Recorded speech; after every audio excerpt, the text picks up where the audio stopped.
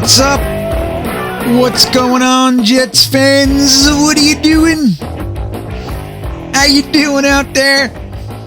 It's good to be back. It's good to see you.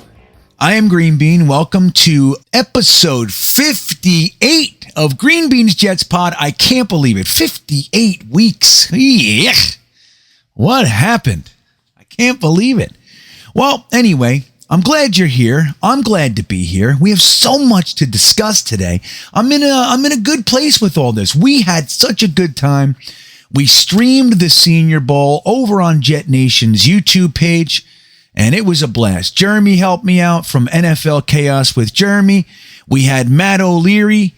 We had Ryan from Jets Talk 24/7. We had a lot of you guys were able to come in. We put the link out there so you could come in and share the stream with us. Oh, man, it was amazing. What a great time. And what an enjoyable experience. And I'll tell you why. It was enjoyable because we had a game stream, a live stream, a live reaction, watch party, whatever you want to call it. And there was no stress. There was nothing to fear. It was an amazing experience. It felt light. It felt loose. I can only imagine that that's what it's going to feel like when we start to become a winning organization. You know what I mean? With no real fear of being embarrassed. You know, like, look, we've live streamed every single game for the last few years. And really the last 2 years I've been live streaming every week. So we won 6 games in 2 years, dudes. So when we're watching these games, it's like, you know, stress where you get pumped up. What's the score? I think we're going to win. We're going to pull it out. And then within the first few drives, you're like, yeah, this is going to be a long one. And that's what we do, right? That's what happens to us. So watching the Senior Bowl with you guys was incredible. It was just such a good time. And I look forward to that with you guys. I really do. When we're shellacking the Colts or the Steelers and it's the end of the third and we're up by 21 and then, you know, we're just going to stomp their lights out. Like, that's what I want. And I look forward to it with you because it's coming. It's coming. We have so much to get into. We're going to break down the Senior Bowl a little bit in this video. We are also going to get into the opposing argument for last week's pod, which was the argument to go defense in the early portion of this year's draft, the 2022 NFL draft. Last week's Greenbean's Jets pod, it was over here. That's where it is. Here's the link to the video. It was about making the case for going defense. A pretty strong argument, I got to say. Something about an Italian restaurant not ordering ribs, cheeseburgers at Chinese food. I don't know. Something like that. It's in the video. But this week, we are going to come at that one from the complete opposite side. And we are going to make the case why it should be offense up front. So we got the Senior Bowl, we got the draft, all sorts of great stuff. But before we do, I want to remind you that the Super Bowl is coming, and our sponsor for this episode of Greenbean's Jets Pod has some words about their offer for you going into the Super Bowl week. Here's a word from DraftKings. DraftKings Sportsbook, an official betting partner of the NFL, has a momentous offer for this weekend's big game. All new customers using the promo code GreenBean will get 56-1 odds on either team to win the game. Whatever team you think is going to win, put $5 down on that team. If they come out on top, 56-1 odds, $280 in free bets coming your way. That's right. Bet just $5 on either team to win the game. If that team comes out on top, $280 in free bets for you. And if Sportsbook isn't available in your area, don't even worry. Everyone can play for their fair share to win millions of dollars in total prizes with DraftKings daily fantasy football contests. So download the DraftKings Sportsbook app now. Use the promo code GreenBean to get 56-1 odds. Put $5 down on either team to win the game. If that team wins, you get $280 in free bets. DraftKings Sportsbook, an official betting partner of the NFL. And I'd like to remind you that the link for DraftKings Sportsbook is right at the top of this very description of this very video. Go ahead, click that link, use the promo code GreenBean, get yourself some 56-1 action on the big game, and let's see what happens. You've been doing well so far. I know you have. We knew who was going to win these games. This is the first Super Bowl without a Tom Brady or a Patriots in forever. How do you not be in a good mood? We got our partners in pain, the Cincinnati Bengals, who, I may add, have been rebuilding since the 90s. Everybody's now comparing them to us. Look how quickly they did it. Look how fast they did it. That's why rebuilds don't take more than 2 seconds anymore.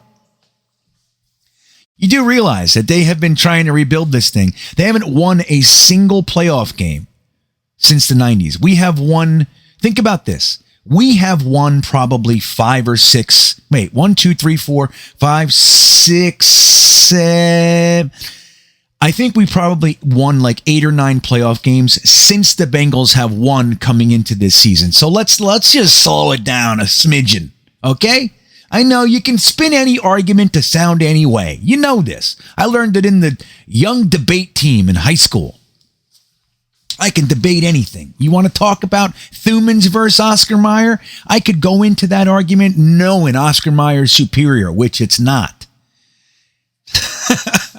And we can talk. I'll make you think Thuman if I want. I can. You know what I mean? Like, there's always an argument. You can do anything for anything. That's why we try to use logic, truth, justice, and the American way. If you do that, then the argument is sound. One thing I used to tell my people that when I would run groups, group therapy sessions and all that, I would say something. The truth does 2 things. Number 1, the truth hurts. That's first. Number 2, the truth sets you free. But here's the thing about the truth. The truth is the truth whether you believe in it or not. It doesn't need you. It is not required for the truth to remain the truth. You can buy it or not. You can spin it any way you want. You can talk about whatever you want to do. You can look at any angle. You can remove certain points and aspects. Go ahead. The truth remains the truth. Whether or not you choose to believe in it does not matter. So that's why we try to use the truth to take away our own crazy, right? That's what we do here at Greenbeanjetsfan. Just trying to get down to the brass tacks, down to the truth of the whole situation. So we're going to talk about all the stuff today. I don't even know where I am anymore. I just talked myself into a circle. What'd I say? Something about a debate team? I don't know. What was I talking about? Who knows? Super Bowls. Rebuilds. So now we got the Bengals in the Super Bowl. See, I made it. I made it back. The Bengals are in the Super Bowl. And now everybody's saying that the Jets need to be in the Super Bowl or else it's a failure, right? Now, number 1, this is their 3rd year on this particular rebuild, which is the Zach Taylor years, right? So this is their 3rd year with Zach Taylor as a head coach. I want to just remind you that this was our 1st year with Robert Saleh as a head coach. So when you're going to compare things, again, the truth remains the truth, whether or not you want to believe in it. But that, my friends, is the truth. They hired Zach Taylor when we hired Adam Gase. At least I think that's the truth. I'm going to find out later in the comments that I'm wrong. That's fun. I always love when I'm wrong. That's my favorite thing. Right? You believe me? I hate it. I hate being wrong because I'm the kind of guy that has to apologize. I hate it. I got to make amends, blah, blah, blah. That's what I do. I got to correct it. So hopefully I'm not wrong because I'm talking. So anyway, when you want to compare us to the Bengals, but congratulations to the Bengals, those poor fans, they haven't even won a playoff game since the 90s, dude.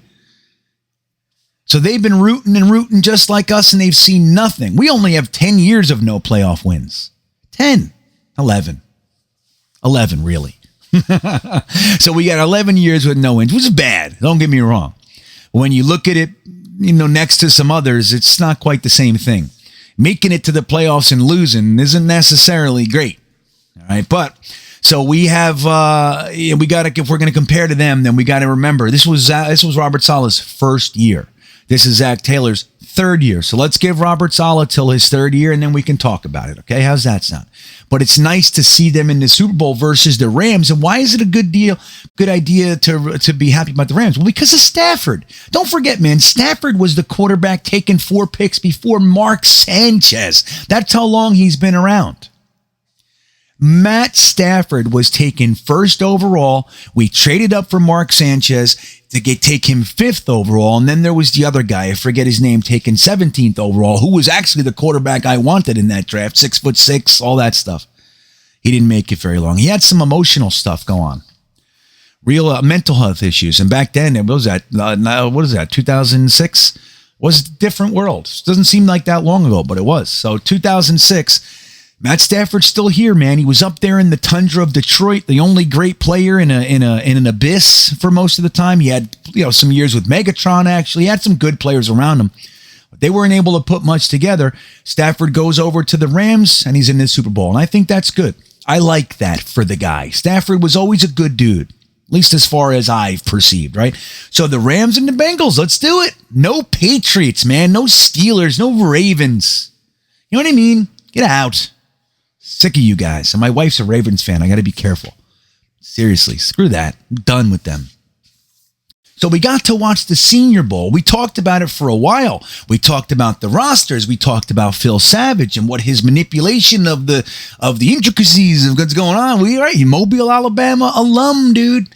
So we had our guys down there in force, and there was a lot more interest in the Senior Bowl in Jetnation because of that. Like, our staff was the coaching staff, and it wasn't supposed to be that way. It was going to be the Jags, but they hired Urban Meyer, and that was a complete mess. Then you got the Texans, and whatever they did down there, that's just downright ridiculous what they did. They hired a guy for 1 year, let him go. He actually did well. Cully did well. I don't know. Why'd you hire him? Whatever. It's a whole bunch of questions. But because those two teams are so in such disarray, the Jets swooped in and said, we'll take it. And we took it, and we have been maximizing it. Now, I'm going to tell you a few things. One is, the Jets, the word on the street is that our practices light years ahead of where the Detroit Lions practices were. Whether you're talking about engagement, speed, just efficient, the whole thing. The Jets, numerous people came out of the Senior Bowl and said that side is being run much better than this side, and we gotta make sure not to just let that slide by, dude. That's a big deal. Now we're only talking about the Lions, right? We're only talking about the Lions. But like I've told you guys before, the first thing you got to do is you got to be the best of the worst. That's what you got to be. You don't just climb out of the muck and end up on the tower. You got to climb out of the muck, get to the dry land. Then you got to go to the first rung. Like, that's the way it goes. So being the best of the worst, like playing the Jaguars and beating them, playing the Texans and beating them, those types of things. Now we're against the Detroit Lions and we're beating them. That's important stuff. That's called the foundation. So that's what's been going on. Now, in addition to that, we know that Ron Middleton and Rob Calabrese and Ruttenberg, our linebackers coach, was coaching defense. And then you got Leon Washington coaching the special teams. Yeah! So we get all that stuff going on. And there's a lot of players that we were looking at and a lot of things to really pay attention to. Like, I'm not going to talk too much about it right now, but I'm gonna make a whole video deconstructing this, but I want to give you a few of the finer points right now. How's that sound? Give you a few of the finer points. Number one, we got to see some of the players that we like. Good examples: Trey McBride, Jake Ferguson, right? Zion Johnson. There are some players here that we want to see. They all did well. Now, how well did Trey McBride do? He had 2 catches. Sound good? He played about a quarter. He had 2 catches, one of them a touchdown. From Desmond Ridder. What about Jake Ferguson?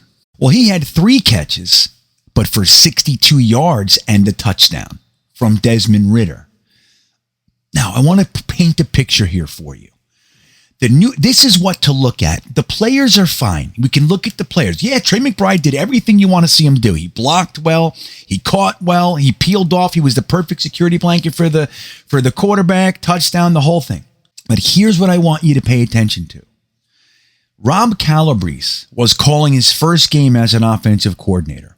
In my opinion, they're trying to groom the next crop, the pipeline of coaches, the Leons, the Calabreses, the Ruttenbergs. What happens if LaFleur does end up getting called up to be head coach? You want, best case is you got guys in-house rather than another guy coming in and running a whole new system and blah, blah. So we get to see Rob Calabrese, but he doesn't have an offense. Rob Calabrese doesn't have an offense. So he has LaFleur's offense. That's what he has. Let me tell you what we watched in this game. We saw a concerted effort to get the tight ends in the game and utilize them in the red zone. We had 3 touchdowns in the entire game. 2 of them were to tight ends. Okay? 2 of them were to tight ends. 1 was to a running back. That one was from Kenny Pickett to Abram Smith, the running back. So you saw what they want to do with an offense. It was tight ends all day. It was tight ends all over the place. Cole Turner got involved. So it's really a good thing when you look at what the offense is trying to do when they have the personnel. Guys, it was as clear as day. And that is the thing to take out of this. When you just look at the box score and you look at the numbers, it can tell a story. It really can. Like I tell you all the time, numbers don't lie. Numbers are numbers. You can't fake them. I threw it this many times. He caught it that many times. Therefore, the numbers are this. But what happened around it? And for that, we're going to get into the reality score.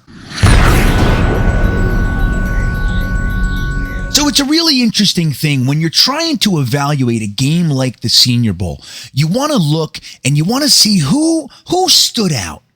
What, let's say you couldn't watch but a few plays of the game. Maybe you couldn't watch it and you're looking for the recap and you look over the numbers and go, oh, wow, that guy had 2 interceptions. He must be good.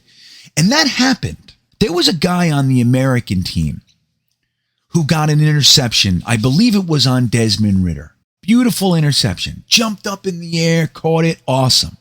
So everybody was cheering, Delonte Taylor with the huge interception, the whole thing. But what really happened was the receiver, who I believe was Romeo Doubs. I might have that wrong. I believe it was Romeo Doubs, had already burned Taylor. He was 5 yards past him, burned him off the line. Taylor couldn't keep up. And what happened was the quarterback threw a duck into the air and it hung, gave Taylor ample time to catch it. Romeo Doubs had to stop running, turn around and try to come back to the ball. And he got the interception because he got there first. So what really happened there? What really happened was the guy who you're looking at that got the interception, not so good. Now he proved he can catch it. That's good. He did jump up, showed some vertical, showed some athleticism. That's good.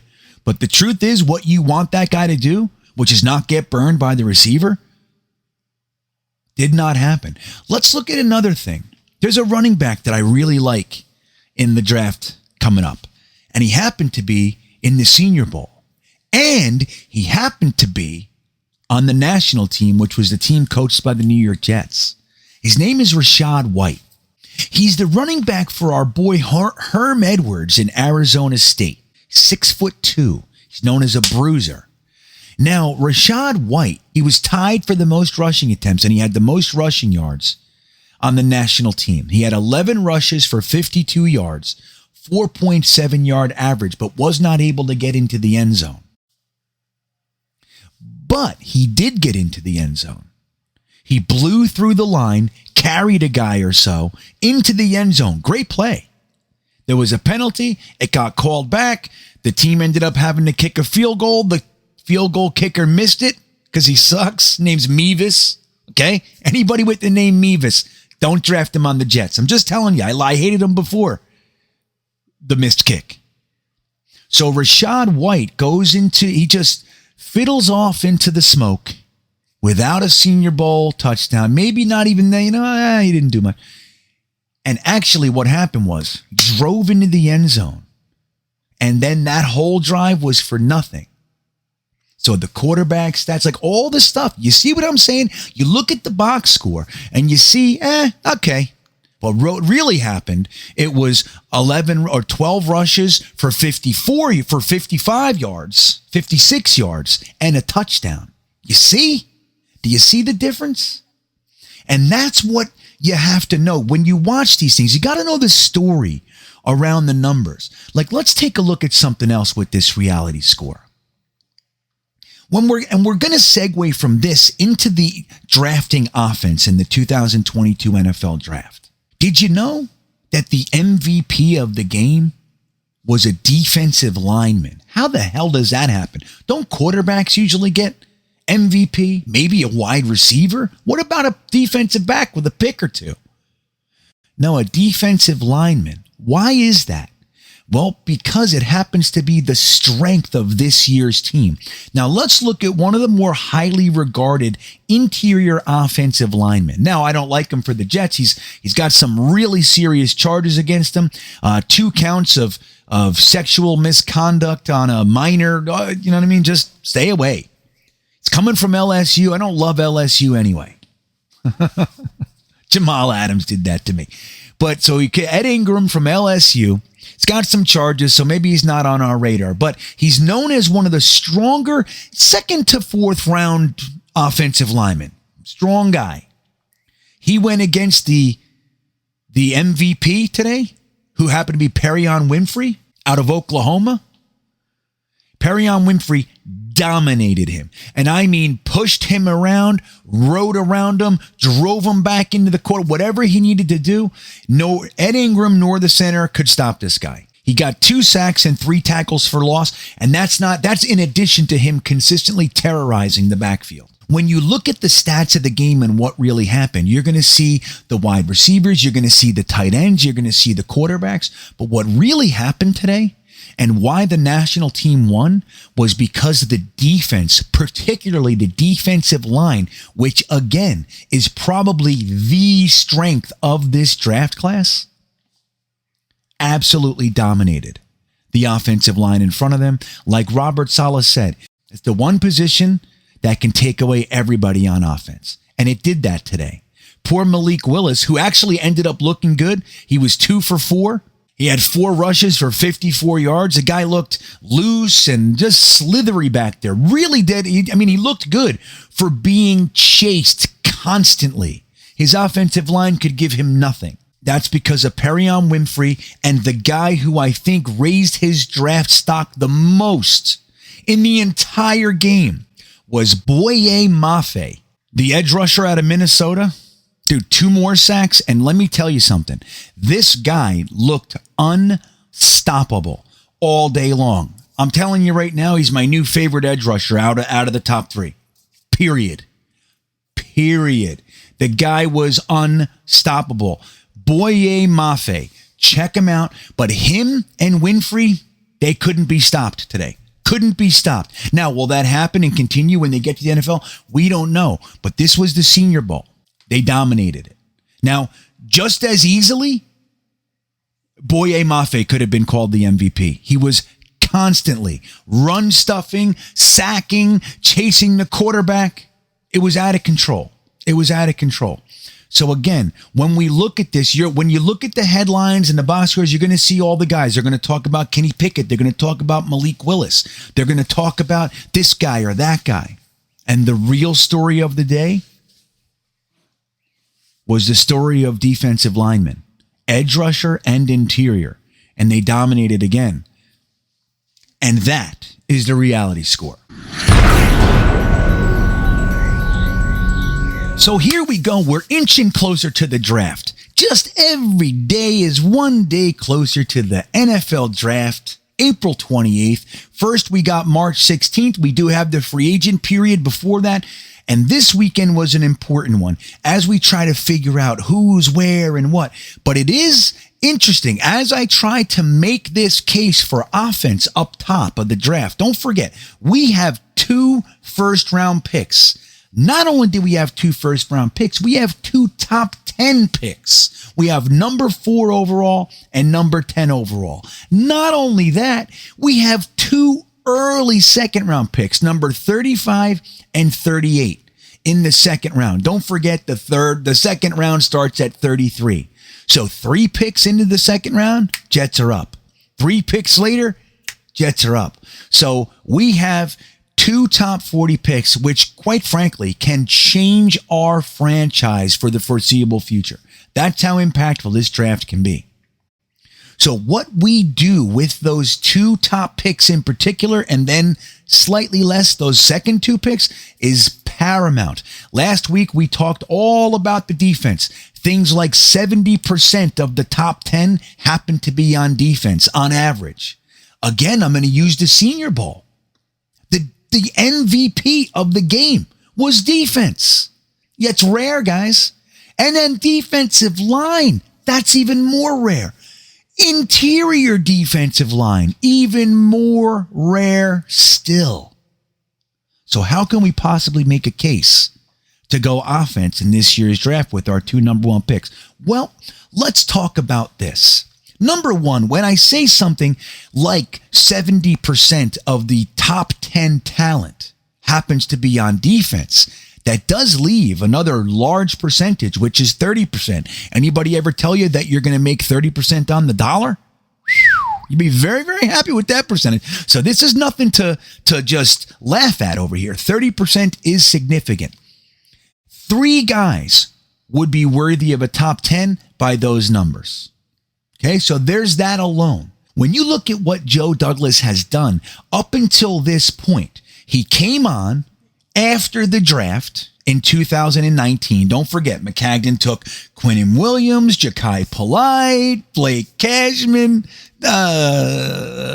Blesson Austin. He did nab Fadu Kasi. There's a goodie. So Chuma Edoga. So it was one of the weaker draft classes that I've ever remembered watching, and it made no sense on top of that. So Joe Douglas comes right after that.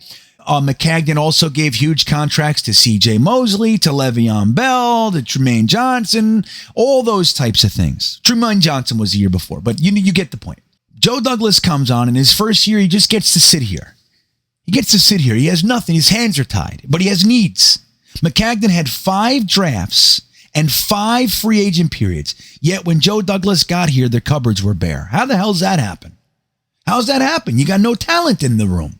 You got Jamal Adams over here. You got Sam Darnold over there. You got nothing here. So he talks Khalil out of retirement. Let me take a swing at that. Ended up being a miss. He makes a trade for Nate Hairston. Blah, blah, blah. Little things. The next year, he gets a first-round pick. Top 15 pick, number 11. He uses it on a left tackle. Says, I got to start shoring up this offensive line. Second-round pick, he gets a 6'3" wide receiver. I got to get this guy some weapons. Next year, he comes in, he has 2 first-round picks. He uses one on a new quarterback because he established that the other quarterback was not going to make it for him. This guy's not my guy.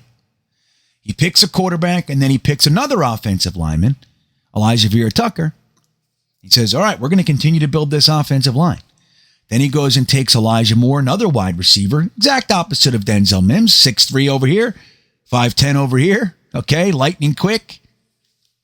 So he starts to spread it out a little bit, get some weapons for the new quarterback. Then in the 4th round, he gets a running back, so he's going on offense. So when you talk about the argument for offense, it doesn't seem like you have to go too far to make it make sense. But we have to. We have to try to do it. Because again, we're talking about 70%. We're talking about the strength of the draft being on the opposite side of the ball. So how am I going to get there? And for that, let's get into the intelligent gripe.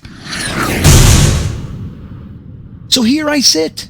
I sit here trying to make sense of overriding where the strength is. I'm overriding. I'm at the Chinese restaurant and they have themselves a good-looking cheeseburger.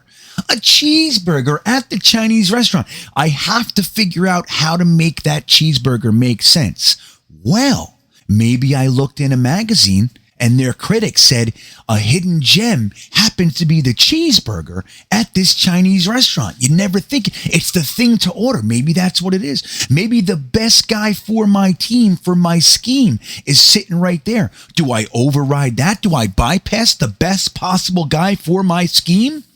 Because somebody says that there's a strength over here, well, they're really good noodles. I don't need noodles. Maybe that's not what it is. So we have to make this make sense. So here we are, and we look at our team. It just so happens that we have the 32nd ranked defense to go along with the 70% strength of the draft. This is getting more and more difficult to make offense make sense.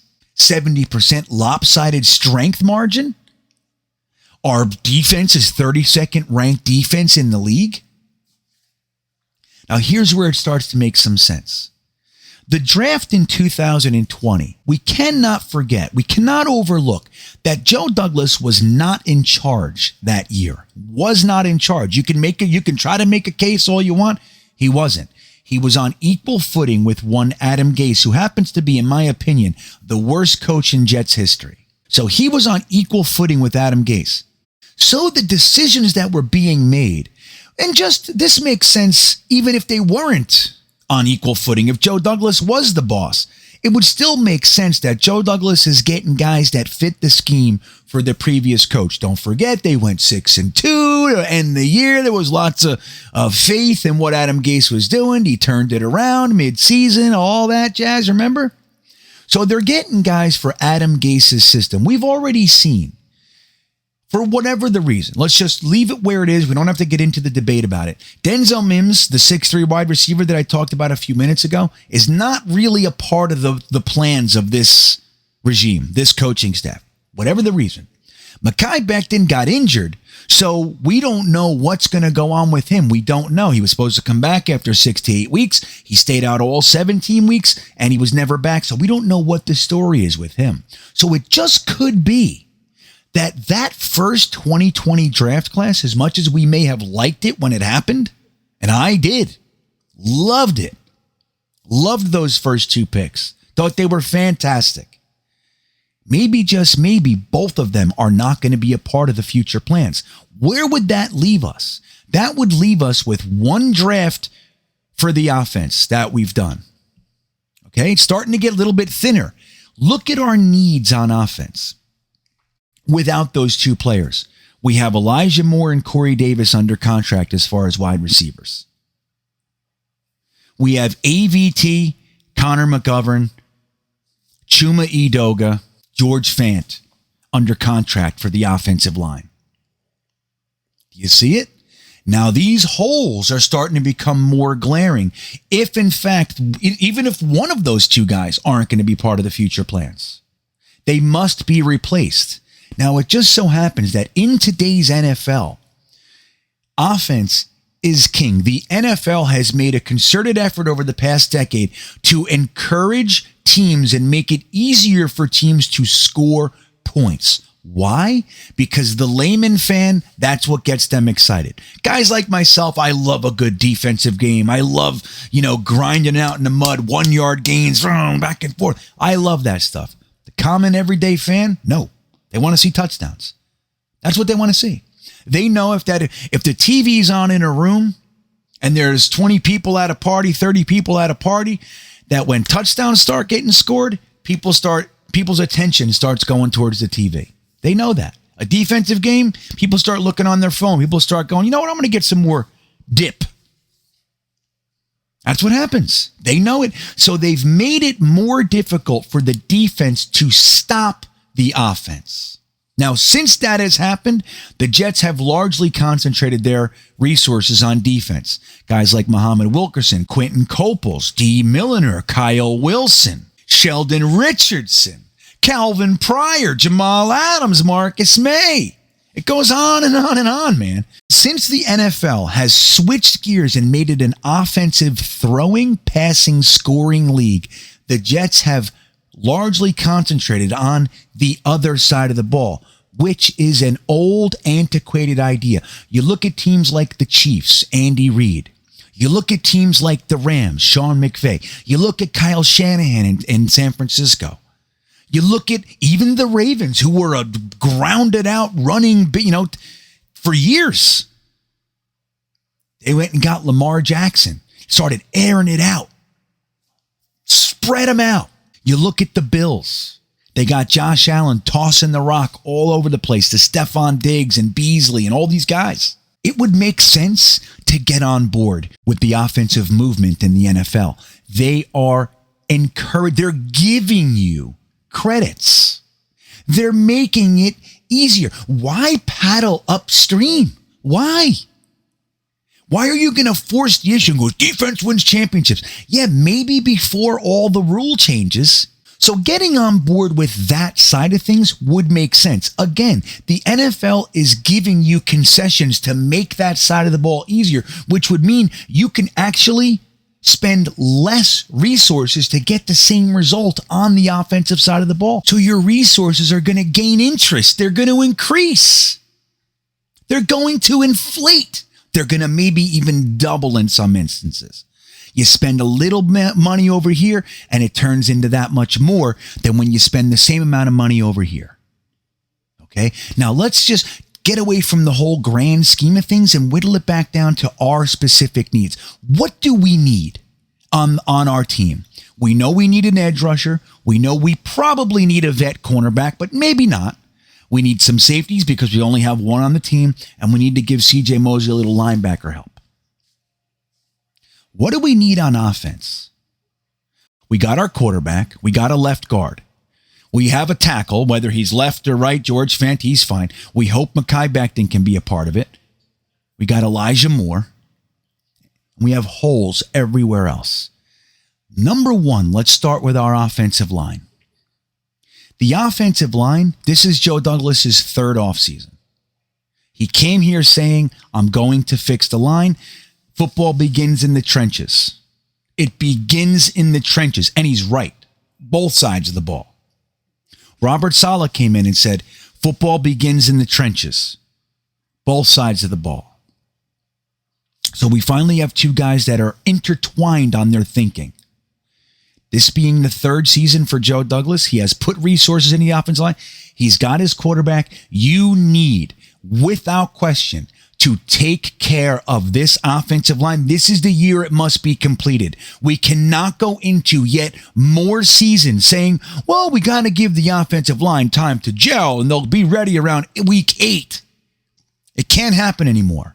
This has to be the year that it's done. We have our guys that Zach Wilson is going to play behind for the first portion of his career. It's got to be done this year. Now that 30% that I talked about earlier, that is on the offensive side of the ball, that 30% of the strength, guess where it happens to be?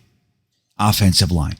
That's where it is. Whether you look at it from Ike Ekwonu, whether it's Evan Neal, whether it's Crisscross Applesauce, whether it's Tyler Linderbaum, you can take any one of them. They're going to help us. They're going to fill a need. A Linderbaum might even fill two needs when you move Connor McGovern over to guard, or maybe even Linderbaum can play guard. That's the thing with centers, man. You can play center, you can play guard. 99 out of 100 of them. So maybe you get Linderbaum and he fills the right guard spot. Done. Maybe you get Linderbaum and Connor McGovern goes over there. Upgrade at center, upgrade at guard. Done. So the resources that we have available, that 30% strength on the offense just so happens to be on our number one hole on the entire offense. Wouldn't it make sense to get that piece done? Because you know what? It doesn't matter what quarterback you have. It doesn't matter how many receivers you have.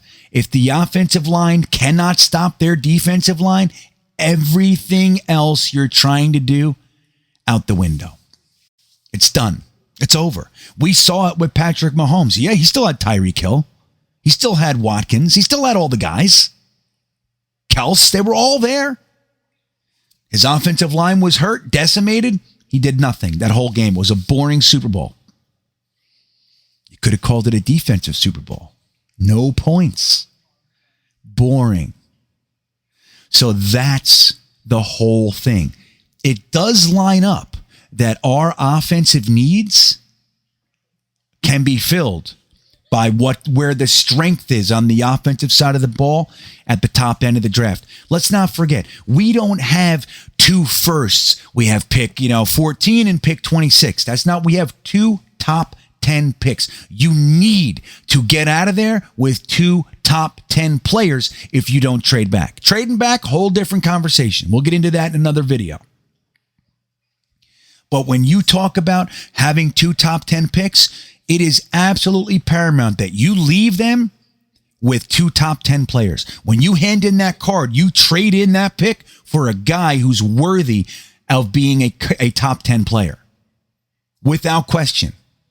And it just so happens to be that the players up there on offense that you can justify using a top 10 pick on offense happen to be where we need them. And the thing is this, if you look at all 4 picks being offense, let's say you got Ike Ekwonu, that's the guy you want.